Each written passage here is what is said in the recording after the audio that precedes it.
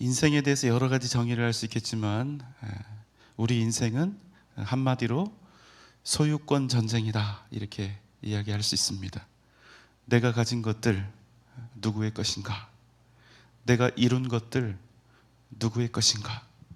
내가 땀을 흘려서 얻은 지식, 명예, 지위, 내 배 아파서 낳은 내 자식들 누구의 것인가? 여러분, 아주 당연한 질문을 좀 드려보겠습니다. 물론 함정이 없다는 건 아니에요. 그래도 한번 이번에는 믿음의 대답을 하지 마시고 세상적인 대답을 한번 해보십시오. 여러분, 내가 아침부터 저녁까지 밤이 맞도록 피땀 흘리고 수고하여 얻은 나의 재물들, 나의 돈들, 또 내 배 아파서 낳은 자식들, 여러분 누구의 것입니까? 내 것이죠. 맞아요. 자기 것입니다. 이 세상에서 여러분, 우리 기독교를 빼고 그 누구도 이 점에 대해서 부인하지 않습니다. 자, 그럼 우리는 어떻습니까? 여러분, 이 세상에 있는 모든 것들, 여러분이 가지고 있는 모든 것들, 지식, 명예, 지위, 여러분의 자녀들 누구의 것입니까? 하나님의 것이죠. 맞습니다. 정말 귀한 고백입니다. 귀한 믿음의 고백이에요. 물론 문제는 있습니다. 우리 기독교인들은 이 세상 모든 것들이 오직 하나님의 소유라고 믿고 있습니다. 우리 중에 그 누구도 이 부분에 대해서 부정하지 않습니다. 왜 그렇지요? 하나님께서 이 세상을 지으셨다는 사실을 우리가 모르는 바가 아니니까. 이 세상 그 무엇도 하나님이 없이 된 것이 하나도 없으니까. 심지어는 우리 자신도 누구의 것? 하나님의 것이니까. 여러분 믿습니까? 그런데 여러분, 우리가 믿음의 고백으로 아멘이라고 했는데 사실 아멘이라고 대답하는 순간 우리가 이제 갈등에 빠지게 되는 거예요. 어떤 갈등입니까? 우리가 좀 특이합니다. 믿음으로 고백할 때는, 믿음의 고백을 할 때는 이 세상 모든 것, 내가 가진 모든 소유 다 하나님 것이라고 하는데 우리가 사는 것 보면 하나님 것처럼 삽니까? 내 것처럼 삽니까? 내 것처럼 살아요. 우리의 믿음의 고백과 실제 삶의 내용이 다른 것입니다. 특별히 어떤 부분에서요? 가장 큰 차이를 나타내는 부분이 어디냐면 내가 가진 재물과 소유에 관한 부분에서 특별히 여러분, 돈을 믿는다, 우리가 돈을 우상으로 삼는다, 하나님보다 돈을 더 우선시한다, 돈 믿고 산다, 돈 의지하고 산다, 여러분 괜시리 이런 말이 나오는 것이 아닙니다. 우리 인생에서 날마다 이 소유권에 관한, 이 소유권과 관련된 전쟁이 그냥 끊임없이 일어나고 있는 거예요. 우리가 고백하고 있는 내용, 우리가 하나님 앞에 고백하고 믿고 있는 내용과 삶의 내용이 일치하지 않기 때문에 일어나는 문제들입니다. 그러다 보니 이 세상 모든 것, 내가 가진 모든 것들이 하나님의 소유라고 하는 이런 개념과 정의는 안타깝게도 교회 안에서만 제대로 통합니다. 우리가 교리적인 판단을 하거나 이렇게 설교 시간 혹은 제자 훈련 시간에 질문을 받는 경우에 그에 대해서 대답할 때만 유효한 그런 답이 되는 일이 많지요. 마치 정해진 대답을 하는 것 같아요. 답을 위한 답, 그런 경우가 많은 것 같습니다. 교회에서만 신앙적으로 답해야 할 그 부분에서만 맞는 대답을 하고 있는 것이죠. 무슨 말입니까? 알면서도 못하고 안 하고 안 되는 겁니다. 그런데 여러분, 이게 자꾸 이런 식으로 우리가 살다 보면 어떻게 됩니까? 이제 그냥 그러려니 하는 거예요. 내가 지금 하고 있는 행동과 삶이 하나님의 뜻과 분명히 다른 것이 확실하지만 나중에는 여러분 죄책감도 없고 또 책임감도 없고 무감각합니다. 그냥 이제 사는 거예요. 세상에서 살아가려면 어쩔 수가 없다. 어떻게 믿음으로 신앙 고백으로 살 수 있는가? 이렇게 자위하면서 교회 안과 밖 이중적인 삶을 살아가게 된다는 것입니다. 어떻게요? 교회에서는 하나님이 온 세상 모든 만물, 특별히 내가 가진 모든 것들의 주인이라 이렇게 믿고 살고, 교회만 벗어나면 내 손에 쥔 모든 것들이 다 내 것인 줄 알고 사는 것입니다. 여러분, 만약 우리의 현실이 이렇다면 과연 우리가 믿음으로 살아갈 수 있을까요? 이 세상이 누구의 것인지, 누구의 통치를 받고 있는 것인지 아주 기본적인 거잖아요. 이게 믿음의 출발이 사실은 거기서부터 시작이 되는 건데, 소유권에 대한 정확한 인지가 안 된 상태에서 과연 우리가 믿음으로 살아갈 수 있을까 하는 것입니다. 항상 드리는 말씀이지만 여러분, 우리의 신앙은 절대로 교회에서 드러나는 것이 아닙니다. 우리의 진짜 신앙은 예배 드릴 때, 기도할 때 드러나는 것이 아닙니다. 성경 읽을 때 드러나는 것이 아닙니다. 우리의 신앙은 언제 드러납니까? 가장 세속적으로 보이는 그곳에서, 세상 속 우리의 삶에서 정확하게 명백히 드러나게 된다는 것입니다. 더 중요한 것이 있습니다. 뭘까요? 우리가 가지고 있는 이 소유의 개념은 그저 돈의 개념, 재물의 개념에서, 물질의 개념에서 끝나지 않는다는 사실입니다. 여러분, 한 가지 예를 들어볼까요? 돈이 아니에요. 시간은 어떻습니까? 우리 각자가 이제 자기 인생을 살아가고 있는데, 그 시간들이 내 소유의 시간입니까? 아니면 하나님 소유의 시간입니까? 하나님 소유의 시간이죠. 그런데 여러분, 이 두 가지의 시간 개념은, 이 시간 개념은 아주 큰 차이를 만들어냅니다. 한번 말씀드려 볼까요? 많은 성도님들이 교회에 나와서 봉사를 합니다. 교회는 우리 성도님들의 땀과 눈물로 세워져 가는 것이지요. 그런데 시간을 내 소유의 것, 내 것으로 알고 살든 하나님의 것으로 알고 살든 많은 분들이 교회에서 또 여러 가지 사역들을 감당하고 있습니다. 하지만 겉으로 볼 때는 똑같이 시간을 내서 이렇게 교회에서 맡겨주신 그 사명을 감당하고 있는 것처럼 보이지만 사실은 큰 차이가 있습니다. 어차피 나와서 똑같이 봉사하고 있는데 뭐가 다릅니까? 시간이 내 것인 사람은 의무감으로, 책임감으로 나옵니다. 일이 된다는 얘기예요. 왜요? 내 소유의 시간에서 하나님을 위해서, 하나님 때문에, 교회 때문에 그 시간의 일부를 할애해야 하기 때문입니다. 그러니 여러분, 내 것을 매번 잘라야 되는 거예요. 그때마다 얼마나 갈등되고 힘이 들겠습니까? 심하면 내 인생이 자꾸 어디로 새는 것 같고 빼앗기는 것 같은 그런 마음이 들 수도 있지 않겠습니까? 또 있습니다. 많은 시간을 하나님께 드려서 봉사하고 힘을 쓰면 쓸수록 내 안에 어쩔 수 없이 나도 모르게 공로의식이 생깁니다. 왜요? 내 소유의 시간을 내가 지금 하나님을 위해서 이렇게 잘라서, 이 아까운 시간을 잘라서 하나님을 위해서, 교회를 위해서 사용하고 있다는 이러한 의식이 반드시 팽배할 수밖에 없기 때문에 그렇습니다. 그러면 여러분 어떻게 됩니까? 인생의 어느 순간 내가 이 교회를 어떻게, 내가 주님을 얼마나 섬기고 교회를 위해서 땀 흘렸는데, 여러분 이런 말이요 반드시 나온다는 겁니다. 왜요? 그 사람은 자기 소유의 시간을 희생해서 썼기 때문입니다. 한 가지 더 중요한 사실이 있습니다. 시간이 내 것인 사람은 대부분 먼저 나를 위해 그 대부분의 시간을 다 사용한 후에 남는 시간을 하나님을 위해 사용합니다. 그럴 수밖에 없죠. 왜? 시간이 내 것이니까 당연히 그렇게 됩니다. 그러니까 결국 이것은 무엇이냐? 내 삶의 우선순위가 절대로 하나님이 될 수 없고 내가 될 수밖에 없다, 이런 말씀입니다.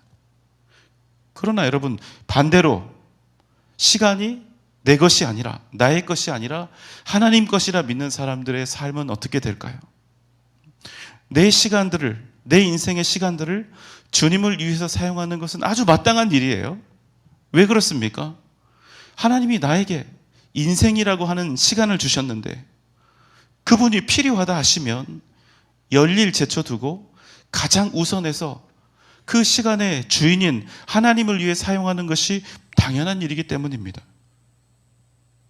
그분이 나의 인생, 내 시간의 진짜 주인이기 때문이죠. 어떻게 주인의 일을 내일보다 뒤로 미룰 수가 있겠습니까?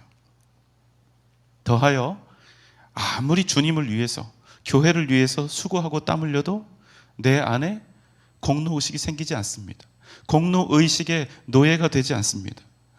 그저 나에게 생명을 주시고 삶이라는 기회를 주신 하나님을 위해서 내가 일부라도 이렇게 드릴 수 있음에 감사하고 기뻐하는 것입니다. 왜요? 내 모든 것, 내 모든 소유, 내 존재, 내 생명마저도 다 하나님의 것이라는 확고한 믿음이 있기 때문입니다. 여러분, 우리가 이 세상을 살아가기 위해서는 반드시 무엇인가를 소유해야 합니다. 기본적인 생존을 위해서 소유해야 하고, 또 우리가 인간으로서 삶의 질적인 기본적인 품위를 위해서도 우리 인간은 반드시 일정 부분에 대해서 소유해야 합니다. 그런데 문제가 뭡니까? 우리 인간이 죄인이기 때문에 항상 뭘 원하느냐? 필요를 넘어서는 소유를 간절히 원한다는 거예요. 필요해서 소유하는 것이 아니라 욕심 때문에, 욕망 때문에 더 많은 것들을 소유하려 한다는 것입니다. 14세기에서 16세기 사이에 르네상스 시대가 있었고, 이제 18세기 이후에 산업혁명이 이루어졌는데, 그 이후에 있었던 지난 500년간의 시간은 그야말로 수많은 재화, 부와 소유가 팽창하는 시기였습니다. 그런데 여러분, 놀라운 사실이 있어요. 그 모든 시대, 모든 사회, 모든 국가 속에서 명확한 한 가지 공통점이 나타났다는 사실입니다. 무엇일까요? 부의 편중 현상입니다. 다시 말해서 소유의 편중 현상입니다. 여러분, 우리나라 예를 좀 들어볼까요? 우리나라가 인구가 총 5천만 명이지 않습니까? 그런데 그 5천만 명 중에 불과 10%가 우리나라의 모든 소유, 그 전체 소유의 66%를 독점하고 있습니다. 불과 10%가. 여러분, 놀랍지요? 더 놀라운 데이터를 말씀드릴까요? 자, 이것을 범위를 넓힙니다. 상위 50%까지 그 범위를 넓히면 상위 50%가 대한민국 전체 소유의 무려 98%를 가지고 있습니다. 이게 무슨 말입니까? 하위 소득자의 50%의 사람들은 남아있는 2%를 지금 나눠 갖고 아주 치열하게 생존하고 있다는 겁니다. 여러분, 이거 보통 문제 아니죠? 여러분, 도대체 이런 일이 나타나는 근본적인 배경이 무엇입니까? 인간이 가진 욕망입니다. 욕심이에요. 필요 이상으로 소유하려는 욕심입니다. 그럼 여러분, 한번 고민해 봅시다. 돈뿐 아니라 명예, 지식, 지위, 다양한 것들이 이 세상에 있는데, 만약 우리가 그것들을 욕심으로, 그저 욕심으로 그것들을 얻고 누리고 소유하려 한다면 그 사람의 인생이 과연 어떻게 될까 하는 그것에 대한 고민입니다. 여러분, 우리는 무조건 많으면 좋다고 생각하는데 무조건 많으면 좋은 걸까요? 그렇지 않습니다. 욕망에 사로잡힌, 욕심에 사로잡힌 부와 명예는 반드시 그 사람의 인생을 좀먹고 죽인다는 겁니다. 그럼 여러분, 어떻게 우리는 소유하고 또 어떻게 그 소유한 것을 사용해야 할까요? 오늘 우리가 나눈 말씀은 사람이 욕심에 사로잡힐 때 어떤 일이 벌어질 수 있을까? 자, 이 고민으로 시작을 합니다. 자, 좀 길지만 우리가 스토리를 이해해야 하기 때문에 통으로 한꺼번에 읽겠습니다. 마태복음 21장 33절로 39절입니다. 다른 한 비유를 들으라. 한 집주인이 포도원을 만들어 산 울타리로 두르고 거기에 집자는 틀을 만들고 망대를 짓고 농부들에게 새로 주고 타국에 갔더니 열매 거둘 때가 가까움에 그 열매를 받으려고 자기 종들을 농부들에게 보내니 농부들이 종들을 잡아 하나는 심히 때리고 하나는 죽이고 하나는 돌로 쳤거늘 다시 다른 종들을 처음보다 많이 보내니 그들에게로 그렇게 하였는지라. 후에 자기 아들을 보내며 이르되 그들이 내 아들은 존대하리라 하였더니 농부들이 그 아들을 보고 서로 말하되 이는 상속자니 자 죽이고 그의 유산을 차지하자 하고 이에 잡아 포도원 밖에 내쫓아 죽였느니라. 한 집주인이 있었습니다. 그가 포도원을 만들고 울타리를 치고 포도즙 짜는 틀과 망대를 만들고 모든 준비를 다 한 후에 어떤 농부들에게 이 포도원을 세를 주고 먼 타국으로 간 것입니다. 자, 아마도 전체 수확 중에 얼마를 소장료로 주고받는 그런 계약을 맺었었겠지요. 자, 열매를 거둘 때가 되었을 때 주인이 자기의 종들을 이 농부들에게 보냈습니다.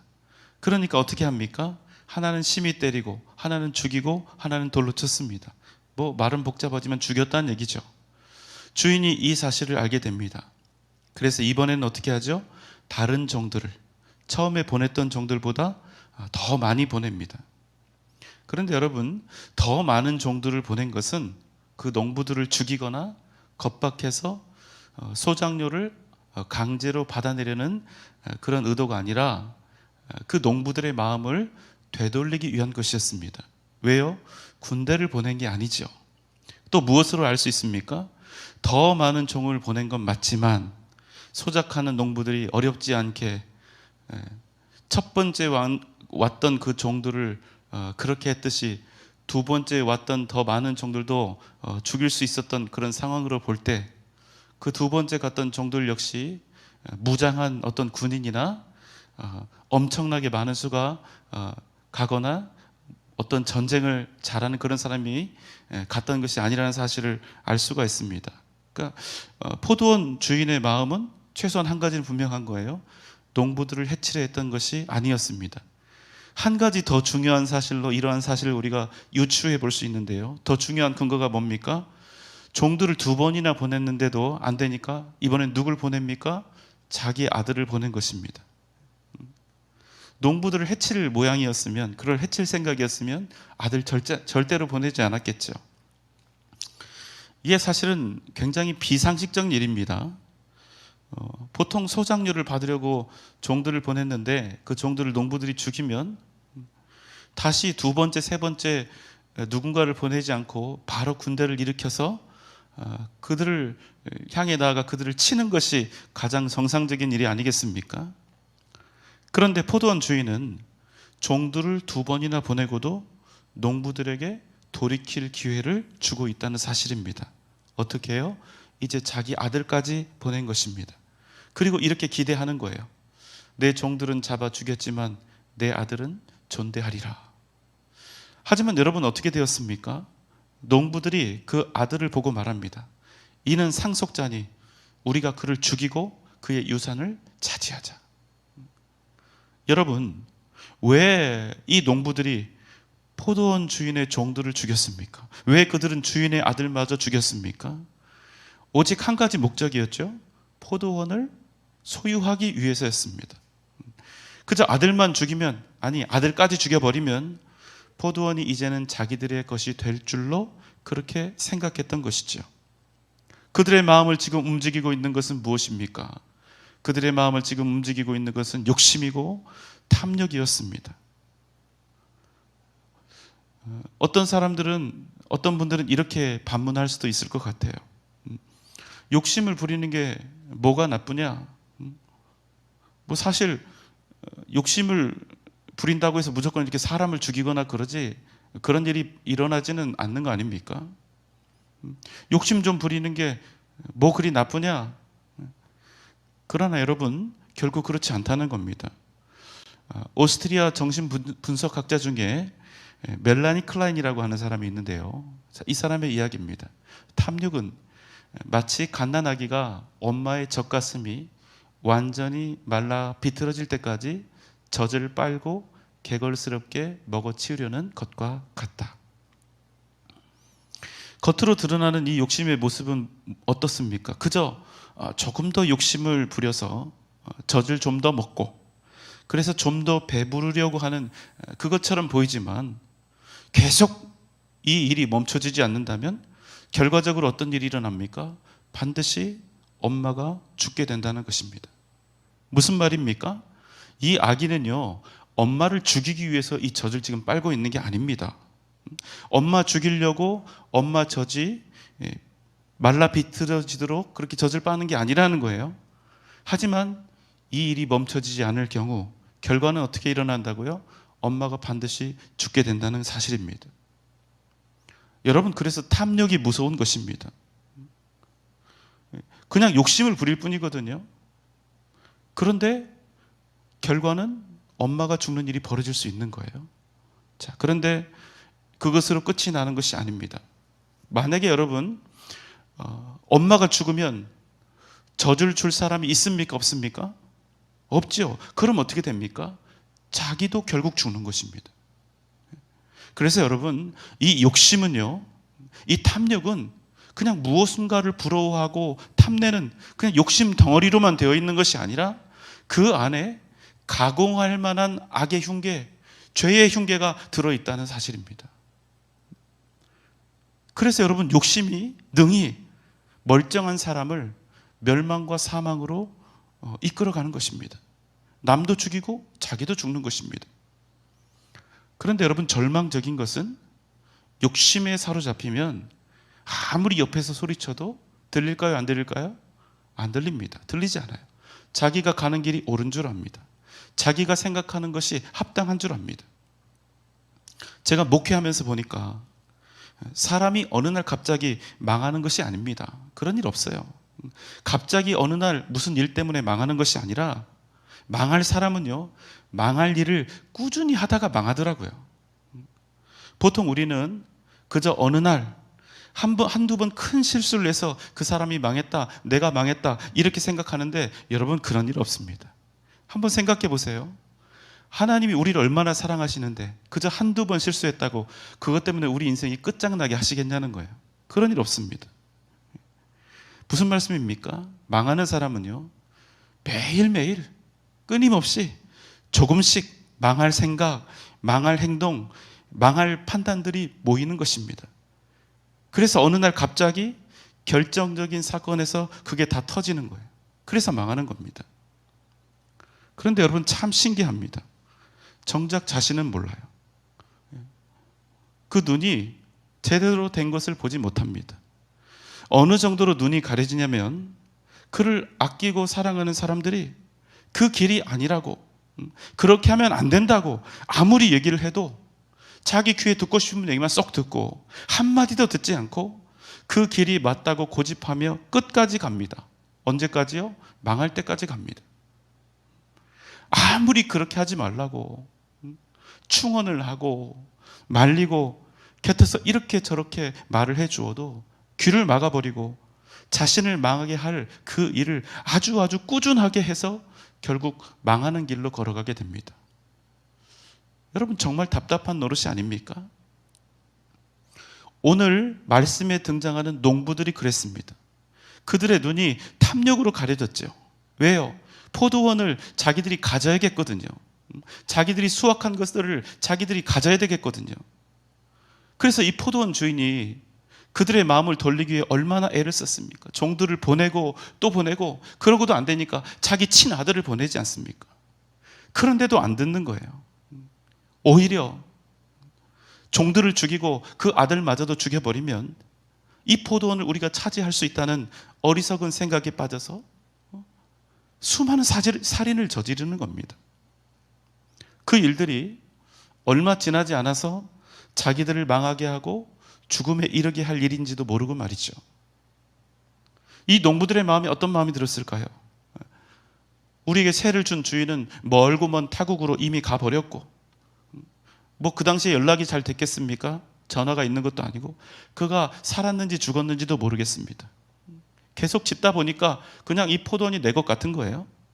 그동안 자신들은 1년 동안 정말로 열심히 피와 땀을 흘려서 포도원을 가꾸며 농사를 지었습니다. 여러분, 이 사람들 악한 사람들 아니잖아요. 성실하게 일한 사람들이잖아요. 그리고 마침내 수확의 계절이 돌아온 것입니다. 자, 어때요, 여러분? 이 포도원에서 난 이 소산들이 누구 것처럼 그렇게 생각이 됩니까? 누구 거 하고 싶은 거예요? 자기들 것 같은 겁니다. 왜요? 내가 내 피와 땀을 흘려서 1년 동안 얼마나 수고하고 애써서 지금 이 열매를 거두었는데요. 자기들이 땀 흘린 겁니다. 주인이 땀 흘린 거 아니에요. 그래서 그들 마음에 작은 욕심들이 생기기 시작합니다. 이른 아침부터 밤이 되도록 1년 농사 지은 모든 것을 다 자기 몫으로 하고 싶은 거예요. 그러나 포도원 주인은 끊임없이 농부들에게 메시지를 준 겁니다. 어떤 메시지입니까? 포도원을 탐하지 말라는 거예요. 그건 너희들 것이 아니라는 겁니다. 그러니 너희들이 일한 만큼 정당하게 받고 나머지는 주인인 나에게 되돌려야 옳다, 이런 것이었습니다. 그런데 여러분, 욕심이 생기니까 하나도 안 보입니다. 들리지도 않아요. 주인의 종들을 매질하여 죽입니다. 첫 번째 종들을 그렇게 해보니까 별거 아니에요. 이길 수 있을 것 같아요. 다시 더 많은 종들이 왔지만 그들 역시도 큰 어려움 없이 제압해 버립니다. 군대가 온 것이 아니니까. 그리고 보니까 심지어 아들이 왔습니다. 이제 이 아들만 죽이면 포도원을 자기들이 가질 수 있는 거예요. 여러분, 이 농부들의 유일한 목적은 무엇입니까? 오직 하나. 자신들이 농사지은 포도원과 그리고 피땀 흘려 지은 포도원의 소산을 모두 다 소유하고 싶은 마음, 욕심 때문이었던 것이죠. 그들의 욕심은 그저 자신들이 땀 흘려 지었으니 자신들의 것으로 하고 싶은 그 작은 욕심에서 시작이 되었습니다. 하지만 그들의 죄악은 결국 수많은 살인을 저질렀습니다. 심하다 못해서 주인의 아들까지도 죽이고 말았습니다. 그들은 물질에 대한 탐욕 때문에 소유권 전쟁에서 실패한 것입니다. 그래서 어떻게 되었을까요? 마태복음 21장 40절 41절입니다. 그러면 포도원 주인이 올 때에 그 농부들을 어떻게 하겠느냐? 그들이 말하되 그 악한 자들을 진멸하고 포도원은 제때의 열매를 바칠 만한 다른 농부들에게 새로 줄지니이다. 여러분, 아들을 잃은 주인이 다시 그 포도원으로 돌아올 때 과연 어떤 일이 벌어지겠습니까? 성경에서는요, 이제부터는 그 농부들을 농부들이라고 하지 않고 그 악한 자들이라고 부릅니다. 그리고 그 주인이 그 악한 자들을 진멸하리라 하는 것이죠. 자, 여러분, 우리 얘기를 좀 해볼까요? 자, 다시 처음 질문으로 돌아갑니다. 우리가 가진 것들은 누구의 것입니까? 명백히 우리가 땀 흘리고 우리가 수고하고 우리의 인생을 온통 들여 얻은 것들이 아닙니까? 여러분, 이것들 누구의 것입니까? 사실 여러분, 우리에게는 무조건 답이 있습니다. 무조건 신앙에 합당한 답이 있어요. 그 답 쉽게 하지 마시고 여러분, 이 시간 한번 고민해 보십시오. 이 고민이 미숙했고 우리가 이 부분에 대한 마음의 결단이 미숙했기 때문에 우리가 날마다 소유권 전쟁에서 실패하는 거예요. 제가 드린 이 질문 쉽게 대답할 수 있지만 쉬운 질문은 아닙니다. 왜죠? 명백한 한 가지 사실이 있잖아요. 내가 가진 이 소유들, 하나님이 땀 흘린 것이 아니라 내가 분명히 땀 흘렸거든요. 내가 힘들고 내가 고되고 내가 스트레스 받고 내가 잠도 못 자고 내가 일하고 내가 투자해서 얻은 것들이거든요. 여러분 어떻습니까? 이렇게 힘든 시간을 보내서 우리가 손에 쥐게 된 것들 누구의 것입니까? 이건 내가 애써서 내가 수고해서 얻은 것이라고, 그러니까 우리 거라고 내 것이라고 그렇게 주장할 만하지 않습니까? 여러분, 소장농들 그들이 가지고 있던 그 마음이 우리 마음에도 동일하게 있는 거예요. 여러분 이해하시겠습니까? 제가 비속어 한 번만 쓰겠습니다. 우리가 가진 것들 다 내 거라고 하나님 앞에서 완전히 쌩까도 별일 안 일어납니다. 갑자기 사업이 망하거나 직장에서 어려워지거나 그런 일 없습니다. 우리가 하나님의 것, 내가 가진 모든 것 내 것이라고 목소리를 높여 주장해도 우리가 그날로 갑자기 중병 걸리거나 망하거나 하지도 않습니다.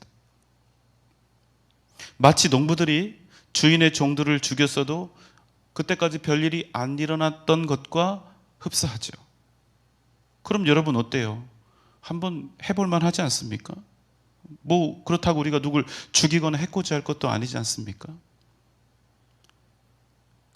그러나 여러분, 그 일들이 쌓이고 쌓이면 우리 인생이 달라진다는 것 기억하시기 바랍니다. 제가 처음에 말씀드렸죠. 망하는 사람은 한두 가지 일이 잘못돼서 망하는 것이 아니라 그 사람의 인생이 쌓여서 망하는 것입니다.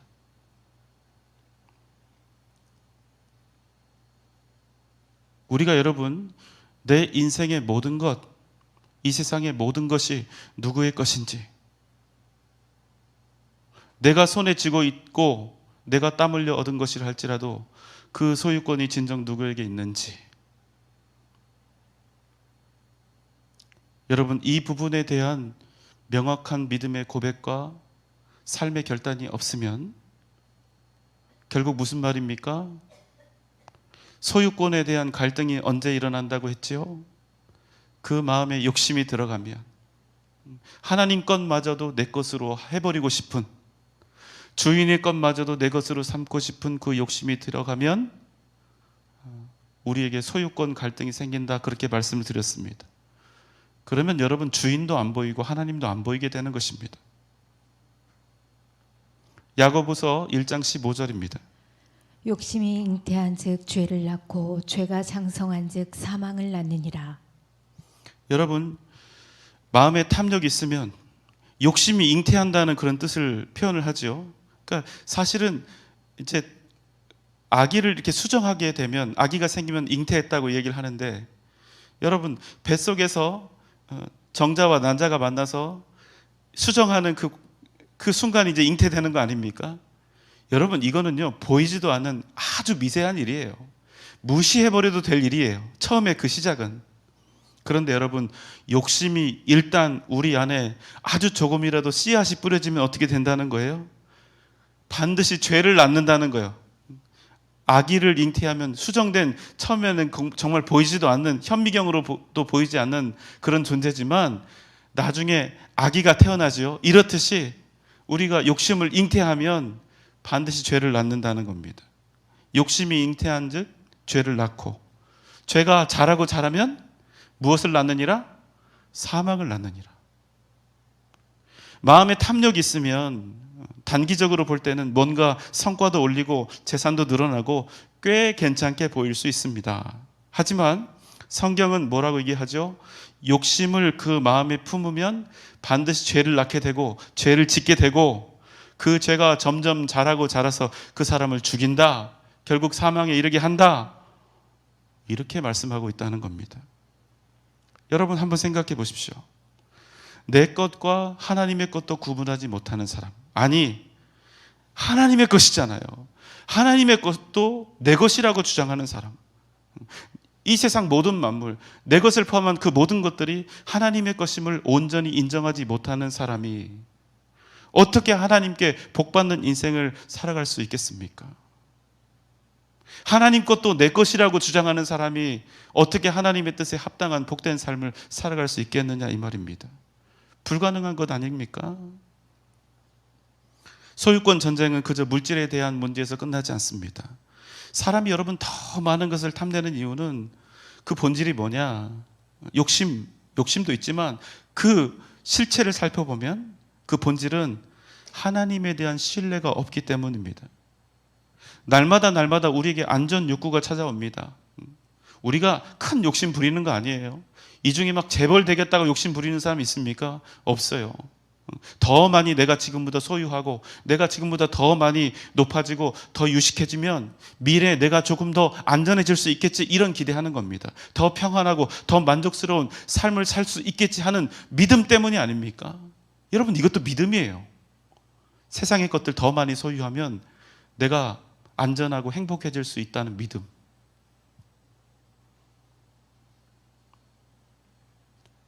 여러분, 하나님을 믿고 사는 것이 더 안전합니까? 아니면 세상을 지금보다 더 많이 얻고 또 취하고 사는 것이 우리에게 더 안전합니까? 여러분, 이 부분이 흔들리면 하나님보다 세상의 소유가 먼저가 되고 하나님보다 눈에 보이는 재물이 더 우선시 될 수밖에 없는 것입니다. 그래서 여러분, 이러한 욕심을 성경은 뭐라고 얘기하냐면 탐심이라고 얘기하고, 탐심을 뭔상 숭배? 어려운 문제 아니에요. 탐심은 무슨 숭배? 우상 숭배라고 얘기하는 겁니다. 왜? 그냥 탐내는 게 아니라 이건 반드시 믿음의 문제거든요. 여러분, 하나님을 인격적으로 만나기 원하시지요? 하나님을 날마다 보면서 살기를 원하시지요? 그런데 여러분, 우리가 아무리 주여 주여를 외치고 주님 만나기를 원해도 우리가 주님의 음성을 듣지 못하고 주님을 인격적으로 만나지 못하는 그 이유가 무엇입니까? 그것은 여러분, 하나님께 내 인생을 온전히 걸지 않았기 때문입니다. 왜요? 아직도 소유권 때문에 갈팡질팡 헤매고 있기 때문입니다. 여러분, 언제까지 이 포도원의 농부들처럼 그렇게 사시겠습니까?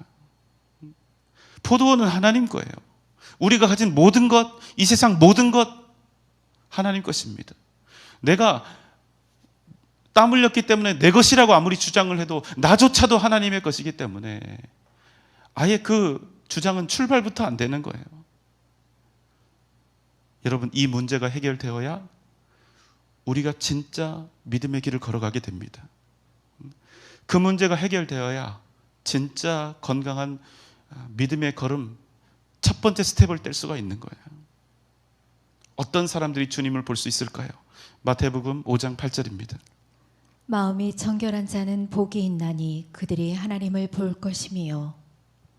사랑하는 여러분, 우리 마음 속에 하나님의 것을 탐하는 그 욕심이 남아있는 한 우리는 하나님을 온전히 만날 수가 없습니다. 세상에 대한 욕심, 물질에 대한 욕심을 버리고, 아니 세상이라고 하는 우상을 버리고 오직 살아계신 하나님 앞에 여러분의 인생을 다 거시기 바랍니다. 그리고 인정하십시오. 내가 가진 모든 것이 진정 하나님의 것이라는 그 사실을 반드시 인정하시기 바랍니다. 그럼 여러분의 인생이 달라지게 될 것입니다. 여러분의 인생이 변하게 될 것입니다. 여러분의 삶의 방식이 완벽하게 달라지게 될 것입니다. 여러분의 인생. 그럼 날마다 하나님의 그 살아계심을 경험하며 승리하는 복된 인생을 반드시 살아가게 될 줄 믿습니다. 오직 믿음으로 승리하는 복된 여러분 되시기를 주님의 이름으로 축원합니다.